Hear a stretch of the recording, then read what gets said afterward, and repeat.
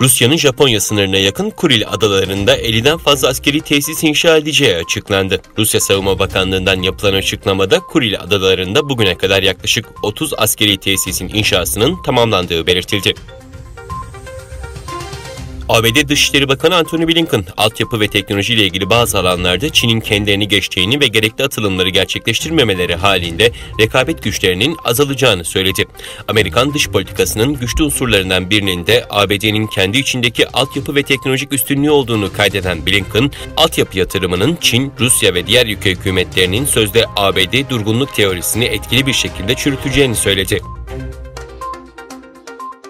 Biden yönetimi Belarus Cumhurbaşkanı Alexander Lukashenko ve rejimine demokrasi, insan hakları ve temel özgürlükleri kısıtladığı gerekçesiyle yeni yaptırımlar uygulanması kararı aldı. Öte yandan İngiltere'de Belarus'ta 9 Ağustos 2020'de yapılan Cumhurbaşkanlığı seçiminin yıl dönümünde bu ülkeye yeni yaptırımlar uygulama kararı aldı.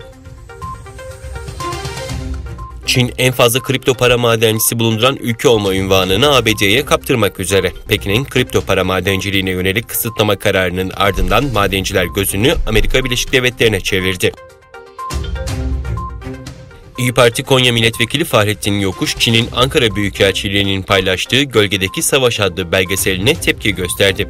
Özgür Asya Radyosu'na konuşan Yokuş şunları kaydetti. Çin'in bu filmi özellikle Türkiye'de yayınlanmasının en büyük amacı Doğu Türkistan'da yaşayan kardeşlerimize yönelik baskı, zulüm ve etnik soykırım cinayetlerini gizlemek ve kamuoyunu yanıltmak için bu tür gerekçelere tamamen aykırı ve yalanlarla dolu böylesi uyduruk propagandaları ezelden beri yapmaktadır. Çin bu tür uyduruk ve yalanlarla dolu propagandalarla bizi asla kandıramaz.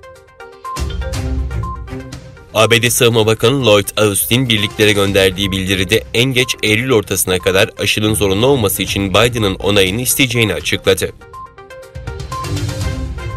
Çin'in Guangzhou eyaletine bağlı Beahi kenti açıklarında içinde 30 yolcu bulunan tekne alabora oldu. Kazada 8 kişi öldü, 5 kişi yaralandı.